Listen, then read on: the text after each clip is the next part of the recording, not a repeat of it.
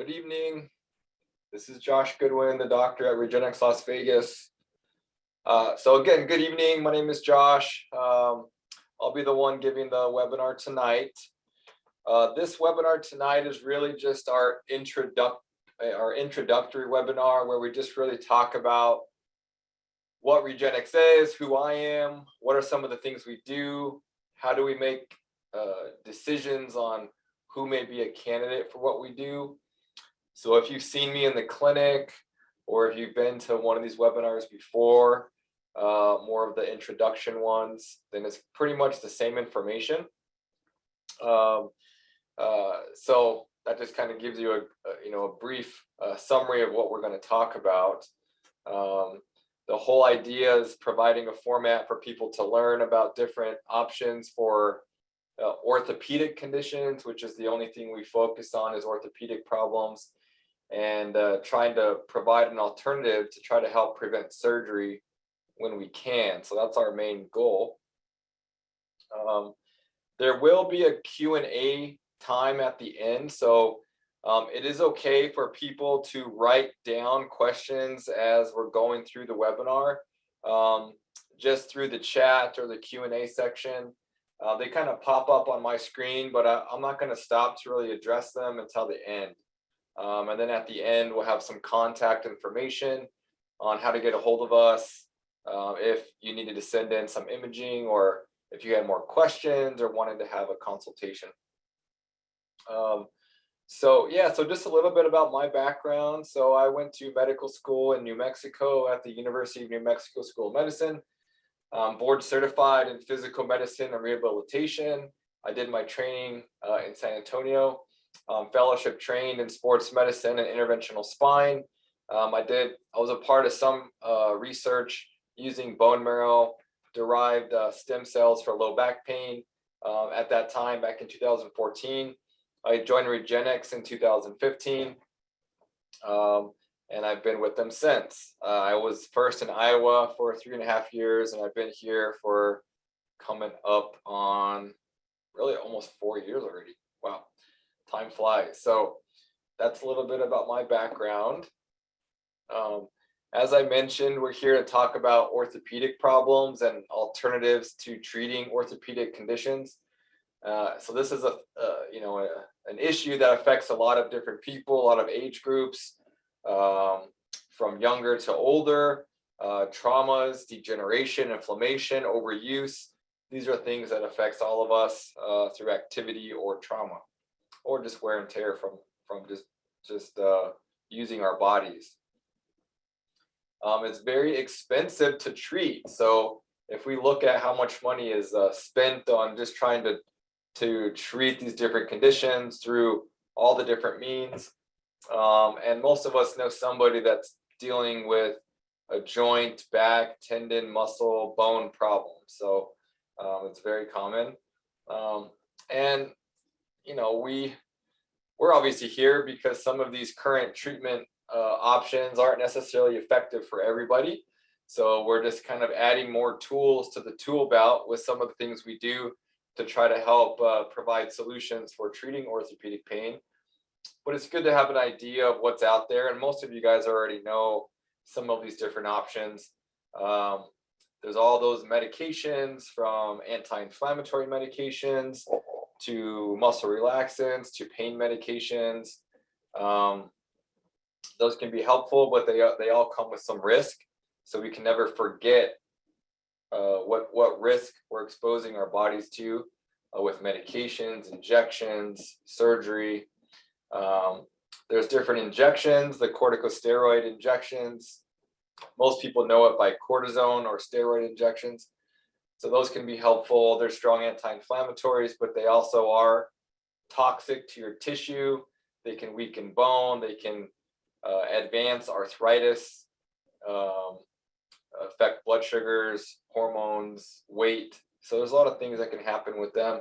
So they're not necessarily the most healthy for your body, which is why you can only get them so many times a year. You can use bracing, which is really low risk. You can do physical therapy, and you can get surgery. So those are some of the things that obviously most of us know about. Some of the issues with taking anti-inflammatories like Motrin, Aleve, Celebrex, those kind of things, is that, these things do carry risk. I mean, people do die every year from taking these medications. People can have heart attacks, people can get stomach ulcers, people can have allergy, that kind of stuff. And so, it's not something to take lightly. Most of us use these medications, at least on occasion. It's more the chronic use that tends to create more problem. But we need to be aware of these when trying to decide what we're going to do to help treat our orthopedic problems. And just taking it a step further, looking at surgery and the complications that can come from surgery, which is what this is talking about here, specifically for knees. But the same can be said for back and shoulder and ankle and other things, as well as the safety paper that we have done with our procedures and looking at side effects. So knee replacement can carry up to a 16% complication rate. This can include death, infection, blood clots, and revision surgery. Knee scopes can be about a 5% complication rate. And just because you get surgery does not mean that you're going to get back to full activity or not have any problems. So with knee replacement, only 40% of people get back to full activity. Most people still have some amount of pain. That's their main complaint. So, it's something to think about, where the adverse event rate for our procedures was 0.17%. So this included like pain, inflammation, maybe some nerve irritation, bruising, those kind of things. So very minimal in regards to the potential for side effects, and a lot lower than traditional surgical treatment options. So you might ask, well, what is Regenexx? What do you guys do? So Regenexx has been around since 2005. It started in Colorado, and the whole mission is joint and tissue preservation. We do have a lot of clinics around the world. We're growing all the time. This is the only clinic here in Nevada. Actually, there's one opening up in Reno as well. But our approach since the beginning has been different than a lot of clinics providing the same or similar types of procedures. We have a research and development team. We have a lab. We do clinical research. We track patients in a registry. We publish this research. We use it to help guide treatment decisions. And this kind of helps provide a higher level of care and understanding what people are responding to and what they're not responding to, who's a good candidate, who's not a good candidate. These are things that are important with treatment decisions.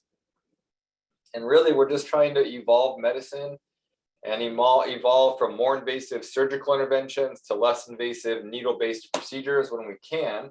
Now, not everybody is going to be a good responder to these procedures that we're going to talk about, but it's good to have different tools that can help the majority of people. We think that we can intervene on about 70% of orthopedic problems, and so, but it's not for everybody. Not everybody's a good candidate. So we're just using needles, and we're essentially using healing factors and components from your body that are already involved in responding to injury, helping improve degeneration, injured tissue, reduce inflammation. And as I said, we're trying to preserve tissue, and less invasive always means less exposure to risks, less downtime, those kind of things. So some of the things that we do is we have to get an understanding of and kind of just be aware that we know our bodies have the capacity to heal. So we've all cut ourselves, we've broken bones, or we've known people that have broken bones. And guess what? Your cut heals, your bone heals the majority of the time. Sometimes surgery is needed, but that's usually more to stabilize something, and then your body still has to heal. Even after knee replacement, you need to heal. So there's still things your body's doing to help improve tissue strength and respond to tissue injury. And so we're just taking advantage of very specific cells involved with that process. There's cells in your blood, cells in your bone marrow, cells in your adipose tissue that are all involved with orchestrating a healing response. And these are things that just can be extracted from your body, isolated, concentrated, and then inserted through injection procedures into areas that need a little assistance in healing, whether that be your knee joint, your shoulder, rotator cuff, your low back disc, the thumb joint, whatever it is. You can get wear and tear and injuries in all these different locations. And we have to remember that our bodies are trying to always maintain a balance. We need inflammation to heal, but too much inflammation over a long period of time is actually detrimental to healing. So it's all about control and balance and a homeostasis. And so some of the things that we use that are involved with healing, one of them is called platelets. And the term, once you isolate platelets and concentrate them, is called Prp Platelet-Rich Plasma. And platelets contain all these different growth factors. And these are what help promote healing, promote tissue repair, help promote the ingrowth of new blood vessels, and what can aid in kind of boosting a healing response. And so we tend to use PRP for mild to moderate arthritis, tendonitis, bursitis, small tears in soft tissues. We use it a lot for the spine. You can use it in discs in the back. You can use it around nerve spaces and stuff. So these are things that can be very helpful. And depending on the scope of the problem and the severity of the problem, can be very helpful in getting people to feel better, function better, and help the tissue be a little healthier. As I mentioned, we do get a little inflammation at times, and our body tries to keep that in balance. Sometimes when that gets tipped into the inflammatory response and doesn't control itself, there are proteins that are found in your blood, one of them called A2M. That is a strong anti-inflammatory protein.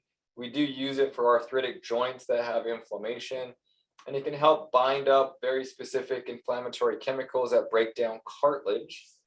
And so you can use this in arthritic joints to try to help preserve and reduce inflammation and help preserve cartilage.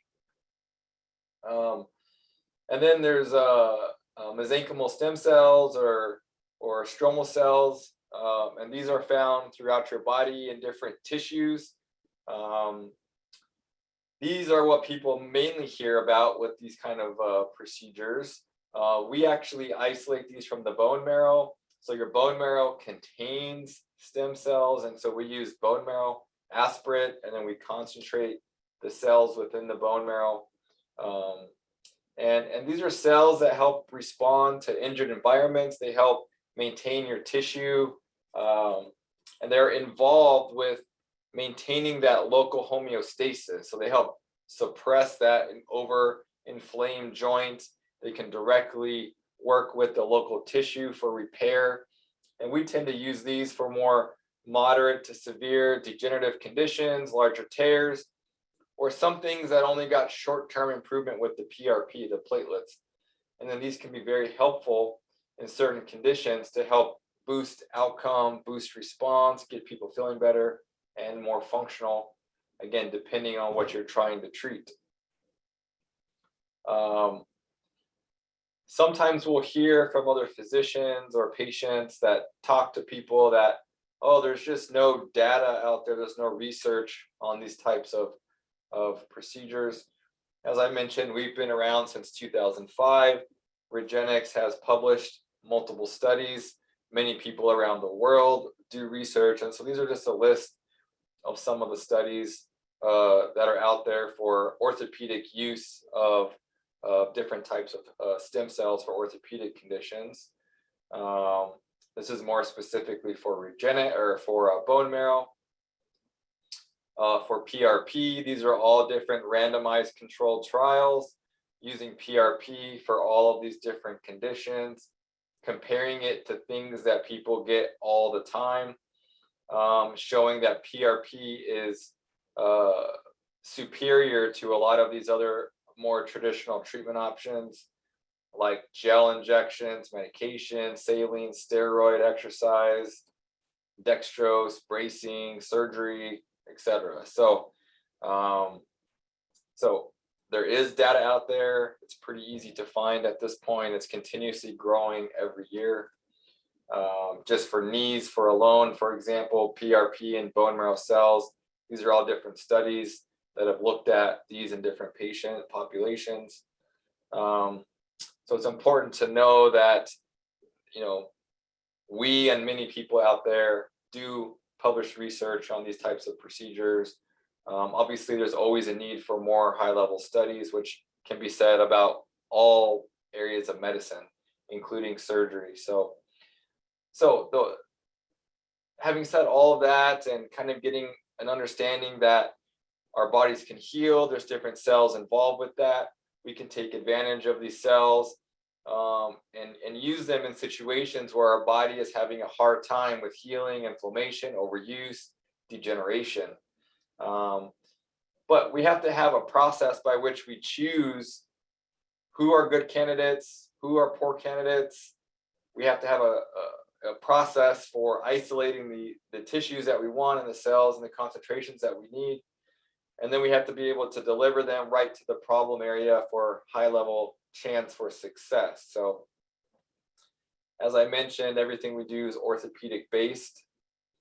So our process for helping and trying to predict or understand who may be a good or a poor candidate comes through these different components.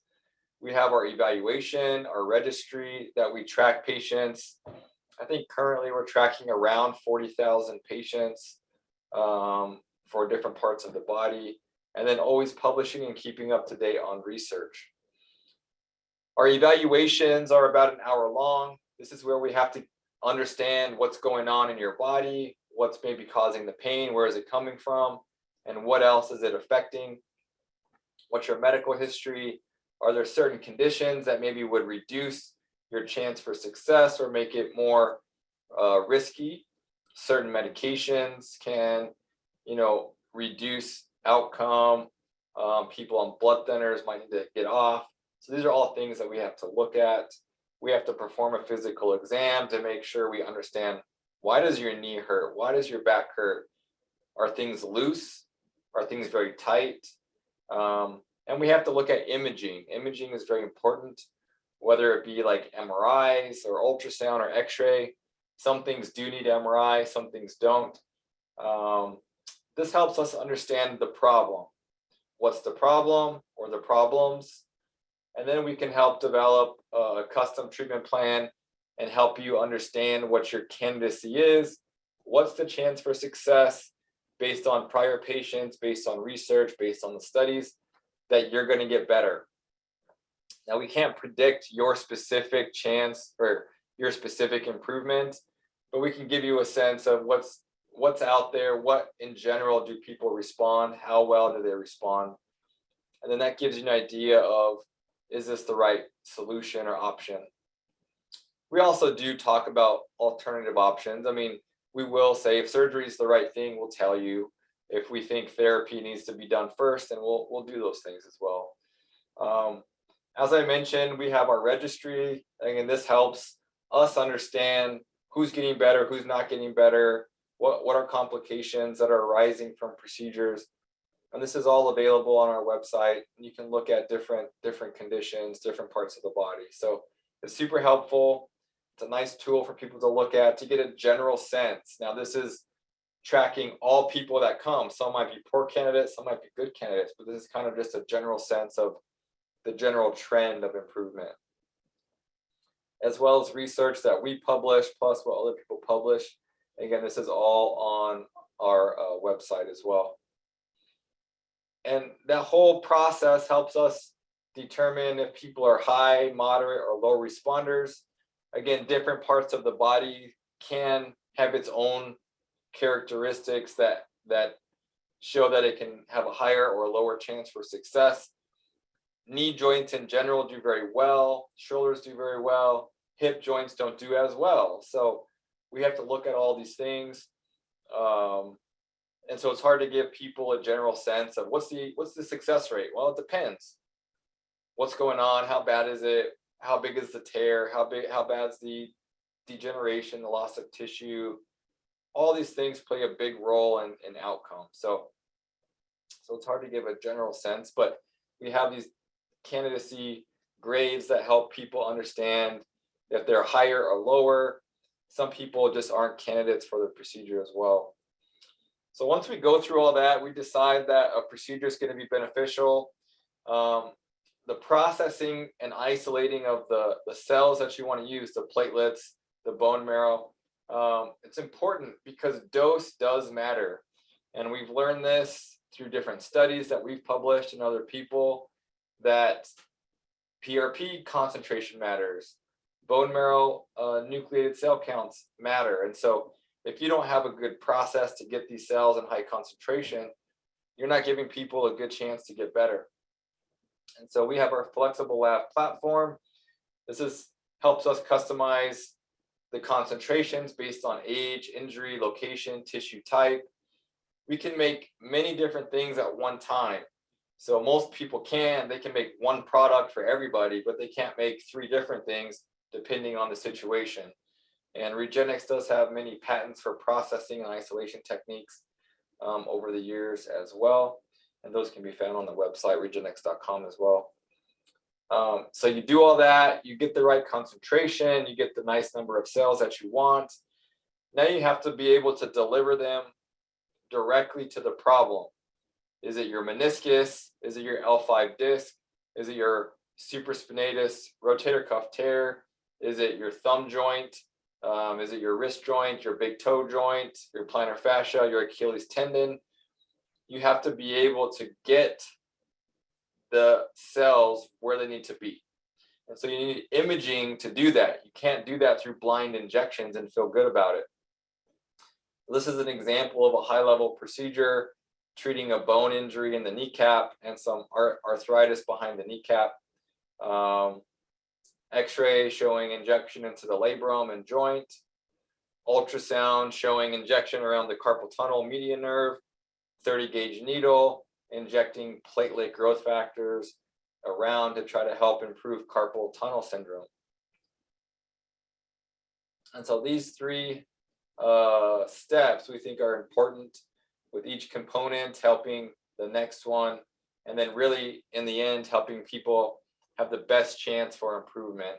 So we find that to be very important.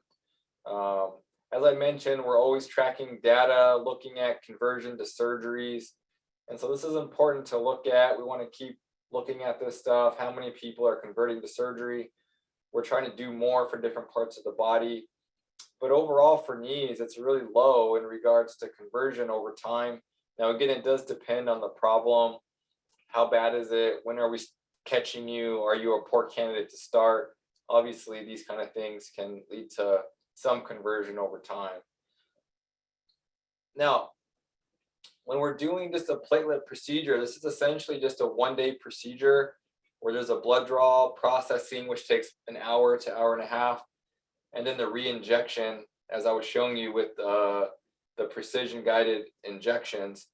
Now, what to expect from this is you come in, you get a blood draw, there's a little downtime for processing, and then we re-inject into the different areas that we're treating.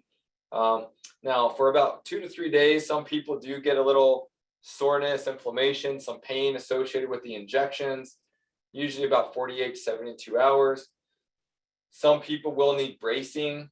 Some people need slings. Some people need physical therapy. Again, it depends on the problem. What have you done before coming in? Do you have a bigger tear versus a smaller tear? All these things kind of help determine what you're going to need specifically. So again, there's no general statement for everybody.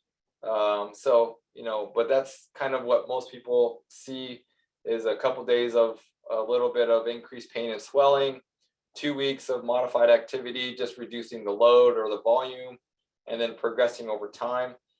As you track people over months and years, there are always people that need more than one treatment. It's not always one and done forever. So some people, as you continue to use your body, continues to break down, and some people will need treatments over time.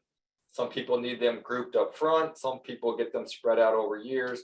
So it just depends on how your specific body is responding. And so sometimes it does take more than one. It's always important to keep that in the back of your mind. The Regenexx bone marrow treatment protocol for like arthritic joints is a little bit different. There's 3 steps to it. We do have a pre-injection where we try to ramp up the acute healing inflammation response. We do that with a solution called prolotherapy. Then a couple days later, we perform the bone marrow aspiration. We isolate the cells in the lab and concentrate, count them, check viability, and then we can inject those into whatever we're treating: shoulder, knee, hip, back. Now, the thing about bone marrow is most people don't give us enough dose to treat more than 2 regions. Unfortunately, in the United States, we're not allowed to grow out your cells over time to get more of them. We can only concentrate the tissue. So we're at the mercy of what we can isolate. And so most people can treat 1 to 2 large joints. And so it's something to keep in mind if you have like 2 shoulders and 2 knees, or these kind of things, some which people do have. Sometimes it can't be done in one setting. It needs to be spread out over time. And you can't really go back into the bone marrow to extract more cells for at least 3 months to allow your body to just replenish the cells. So something to keep in mind. Again, there's always a few days of some soreness and pain. And then about 4 days after the bone marrow injection, we do a post-injection with PRP, the platelets, just to help kind of promote a continued healing response, try to calm down some inflammation, and just keep things activated. So it's a little bit more involved with that process. Again, we tend to use this for more moderate to severe arthritis, tissues with some tears that have a little gap up to a certain size, or areas that maybe didn't respond as well to PRP, that got better but just didn't get as long an improvement as we hoped for. Now, we have to remember that just like everything, there's good and bad candidates, there's responders and non-responders, and there's limitations to all medical intervention. There's a lot of hype about stem cells and what it can do and treat and cure.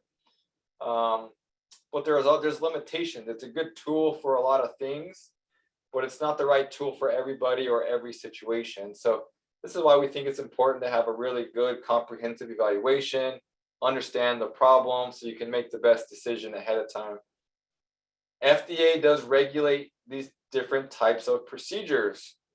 And so there are certain products out there, like umbilical cord products, that are not legally compliant with FDA guidelines for use in orthopedic problems. So they're not supposed to be used for your shoulder, your knee, your back, or really any condition outside leukemia and blood-based cancers. But so keep that in mind. We've done many studies looking at amniotic, placental, umbilical cord tissue in the United States. All of this tissue is dead tissue. There's no viable cells. There's many growth factors, but there's no live functional cells. This is an example of a growth plate looking at bone marrow derived cells from somebody in their 50s to 60s that you can still isolate stem cells, versus one umbilical cord product that we tested. That we tested many, but this is just one example that grew 0 cells. The white means nothing. There was no growth. So that means the cells were not functional. So it's just something to keep in mind. Outside the United States, they do use umbilical cord cells where they can grow and expand and purify them so that they're actually living and in higher numbers. There's just not a lot of studies out there. There's some, they're growing, we're getting more data. But for example, there was a low back, 2 patients. So very, very small numbers, no changes on MRI, but did get some good pain reduction. Same thing with the knee studies.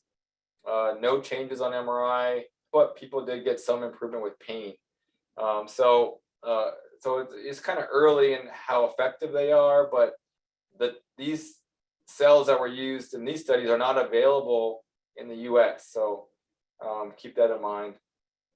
And so in our clinic, we only use your own tissues, like we talked about. Okay, so let's get to the Q&A. So there's a couple questions. Would this product be considered a blood product where one would have to worry about antibody reaction? This comes from your own body. So we take blood from your own body. We extract the platelets, we concentrate them. We take bone marrow from your body, extract the cells that we are trying to use, concentrate them, and inject them back into your body. So there's no risk for your body to attack your own cells in this situation. It doesn't create an immune reaction where you're going to create antibodies against these cells, because these are already floating in your blood or they're already found in your tissue. So there's really no risk to that. If you were taking it from somebody else, which you're not allowed to do for the purpose of these procedures, if you're taking umbilical cord tissue from somebody else that's not matched, then you could have a cross reaction and have an antibody reaction or graft versus host disease or these kind of things, but not with your own cells going back into your own body. Is this appropriate therapy for small joints like elbows, for chronic inflammation and tendonitis? Yeah, we treat a lot of elbows. We treat elbow arthritis, lateral medial epicondylitis, the triceps tendon, bursitis, small tears, bicep tendonitis. So we've treated all of those things. Now, again, it depends on structurally what's going on. Is it just inflammation or degeneration? Do you have tears? Do you have some underlying arthritic changes that are pretty severe? So all of that would determine the potential for a success. But yeah, we treat chronic tendon, elbow issues all the time. Is there any risks for an 84-year-old? No, there's no risks based on just your age. Age can play a role into some parts of the body. So hip joints don't do as well. It seems like success rates drop off for for hip arthritis. Once people get above 60, then the success rates start to drop off. But for other parts of the body, like knees and these kind of things, there was no reduction in response based on age. Now, sometimes as we get older, we might have other medical conditions or medications that could affect the ability to do a procedure, but it's not just the age, it's more on the other problems. What medications are you taking? What other medical problems do you have? And then how bad is the region we need to treat? Do you have some bone on bone in your hip? Well, you need a hip replacement. These aren't going to help. Do you have small amounts of bone on bone in your knee? We can probably get some improvement there. So do you just have a small tear somewhere? We could probably treat that. So age isn't the biggest factor here. We've treated people. I've treated a 14-year-old and I've treated a 95-year-old. So, and everything in between. Would this work for fibromyalgia related joint pain? If it's solely related to fibromyalgia, probably not. If there's some underlying issue with the joint itself, the ligaments, the cartilage, is there inflammation in the joint? Then it can help the underlying structure. But if it's from fibromyalgia, probably not going to help, because that's a more complex condition where there's nerves. There's your perception of pain centrally. So it might be a little more difficult if that's the only cause of pain. Where is the bone marrow harvested from? So it's harvested from the posterior superior iliac spine, so the back of the pelvis. And that's the place that we get it. That's where most studies have been performed. You can get it from the tibia, but the cells in the posterior pelvis maintain themselves better over our life. Compared to other areas, they're found in higher concentration. It's relatively easy and safe to do the procedure in that location. Now, there can be a little discomfort. We do use a lot of local anesthesia. We use X-ray and ultrasound guidance. You can use IV sedation, not general anesthesia, but just a little twilight. In the past 8 years, there's maybe 3 to 4 people I can think of that had moderate pain related to it. Everybody else noticed a little bit of discomfort, but very tolerable. So, but that's where we tend to get it. Some people in other places do get it from the front part of the pelvis. Some people, I said, get it from the tibia, which there's just lower concentration in those areas. Can it help with severe sciatic problems? We treat sciatic problems all the time. Now we have to look at what's causing the sciatic problem. Do you have a disc bulge that's a huge herniation that's completely pinching the sciatic nerve? Do you have a small irritated bulge that's kind of irritating the nerve? Do you have a bone spur poking the nerve? All these different situations would have different chance for success. A bone spur poking the nerve likely is not going to help. A small or mild to moderate size disc herniation, likely we could help with that. So it kind of depends on the underlying cause of the sciatic problem as opposed to just sciatica, because a lot of things can cause that of different severities. So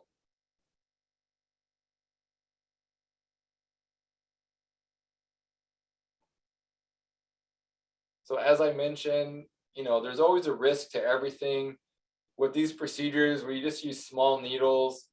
But there's always a risk for a little irritation, a little bruising. Infection's always a risk, even though we've never had one.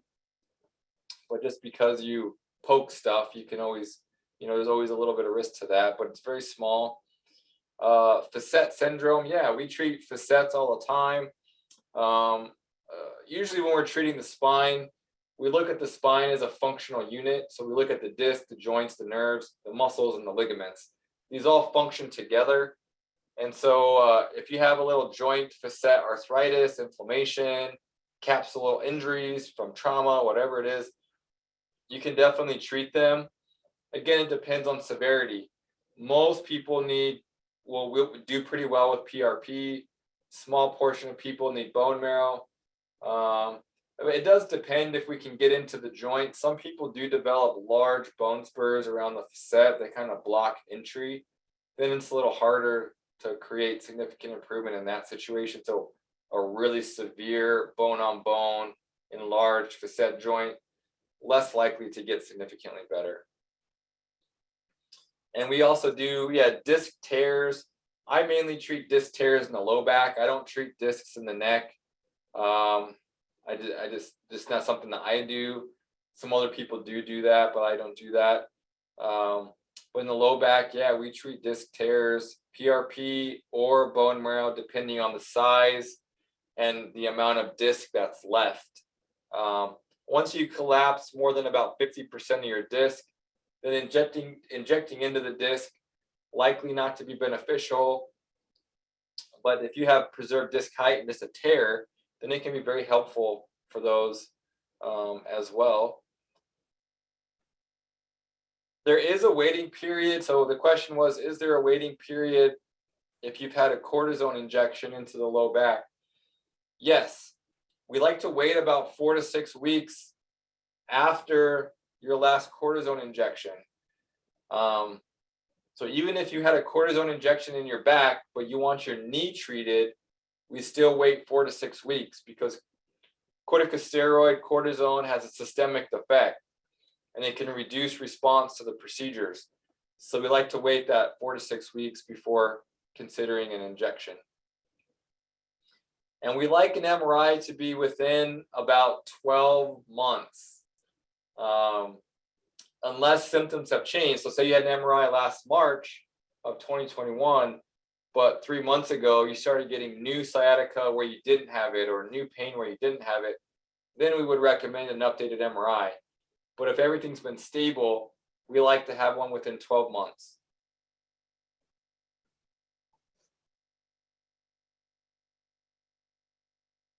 So I just wanted to put this up so people can see if people wanted to move on with their night. Just to schedule an appointment or to get more information or to send in your imaging. We do complimentary image review to just see if it's worth talking to us in more detail. Sometimes we'll look at imaging and we just don't think we can help at all. So you can send that in. We can look at it and we'll tell you it's worth looking and getting some options, or if it just looks too severe, then we'll just tell you that maybe it's not the best option. So people can do that. You can reach out to Lauren via email or through a phone call, and that can be helpful. I guess the other thing is most of these procedures are not covered by insurance. So they can range from $1,000 to $6,000 depending on the problem. Consultations can be covered through insurance if we're contracted with your insurance.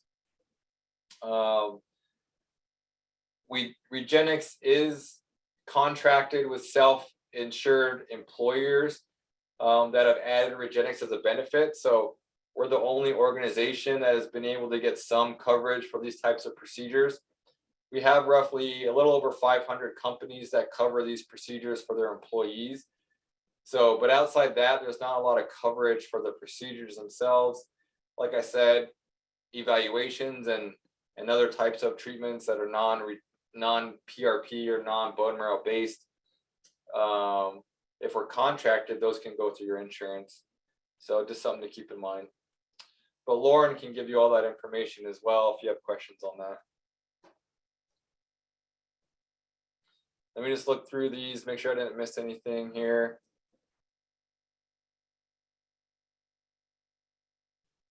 Doesn't look like it. I'll give it another minute or so to see if anybody else has questions. If not, like I said, I appreciate your time. Reach out to Lauren with more questions. And if you're so inclined to see us in clinic, then we look forward to seeing you here to see what we can, to see if we have any options to help with your orthopedic problem. In the future, we will have kind of tissue specific, like knee and spine type webinars as well. So you can look out for those as well. So again, I appreciate your time and have a good night.